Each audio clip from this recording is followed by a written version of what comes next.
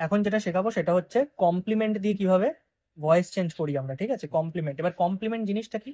Complement মানে কিন্তু কারো প্রশংসা করা না। এখানে দেখ, এখানে ই দিয়েছি, প্রশংসা করার যে কমপ্লিমেন্ট সেটা হচ্ছে আই দিয়ে স্পেলিং, ঠিক আছে? এইটা হচ্ছে কাউকে প্রশংসা করা, যে তোমাকে দেখতে সুন্দর লাগছে বা কিছু আমরা যে প্রশংসা করি সেইটা। আর ই যদি থাকে, এটার মানে হচ্ছে কমপ্লিট বা টু কমপ্লিট, কোনো কিছুকে কমপ্লিট করা, ঠিক আছে?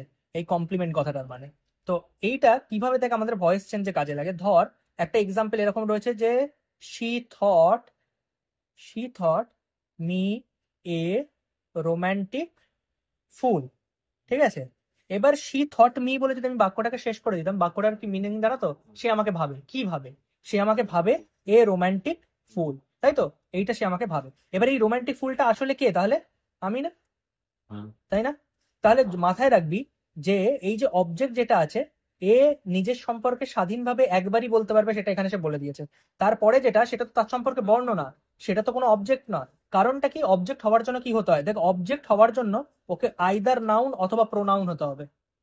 এ রোমান্টিক ফুলটা তো অ্যাডজেক্টিভ, কারণ এ তো এর সম্পর্কে বোঝাচ্ছে, তাই না? এই বাক্যটার ক্ষেত্রে এ রোমান্টিক ফুলটা এর সম্পর্কে বোঝাচ্ছে কিনা, এর বর্ণনা দিচ্ছে তো। তো কোনো নাউন বা প্রোনাউনের বর্ণনা যে দেয় সেই তো অ্যাডজেক্টিভ। হয়তো দেখে একে অ্যাডজেক্টিভ মনে হবে না, শুধু যদি এ রোমান্টিক ফুল আমি তোকে বলি তাহলে সেটা কি দাঁড়াবে? সেটা একটা নাউনই দাঁড়াবে, যেখানে রোমান্টিকটা হচ্ছে তুই এ বলতে পারিস যেটা অ্যাডজেক্টিভ, ঠিক আছে? কিন্তু এই পুরো কথাটা কি হবে, একটা নর্মাল নাউনের আন্ডারে পড়বে।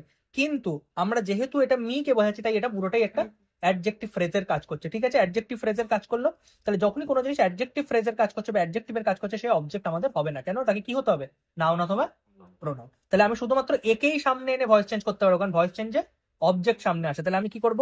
আই ওয়াজ থট কি a romantic fool, a romantic fool by her. বোঝা গেল? যেমন the teacher the teacher made him monitor. Teacher তাকে মনিটর বানিয়ে দিল ক্লাসের, ঠিক আছে? ক্লাসের মনিটর বানিয়ে দিল। এই মনিটরটা কাকে বোঝাচ্ছে? হিমকে বোঝাচ্ছে তো। তার মানে মনিটরকে আমি কখনোই সামনে এনে করতে পারবো না, কারণ ওটা কমপ্লিমেন্ট। ওটা এই বাক্যটা the teacher made him, teacher তাকে করেছিল, কি করেছিল সেটাকে কমপ্লিট করলো হচ্ছে মনিটর কথাটা, তাই তো? হিমটা তাহলে হচ্ছে এখানে অবজেক্ট। হিমটা তাহলে সামনে এলে কি হয়?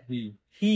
তাহলে হি ওয়াজ মেড মনিটর, তাই তো, বাই দা টিচার। বুঝতে পারলাম কি পারলাম না? তাহলে এই হয়ে গেল কমপ্লিমেন্টের ভয়েস চেঞ্জ। এইভাবে মাথায় রাখতে হবে যে অবজেক্টকে সবসময় সামনে আনতে হয়, আমি কমপ্লিমেন্টকে সামনে এনে কখনোই ভয়েস চেঞ্জ করতে পারবো না।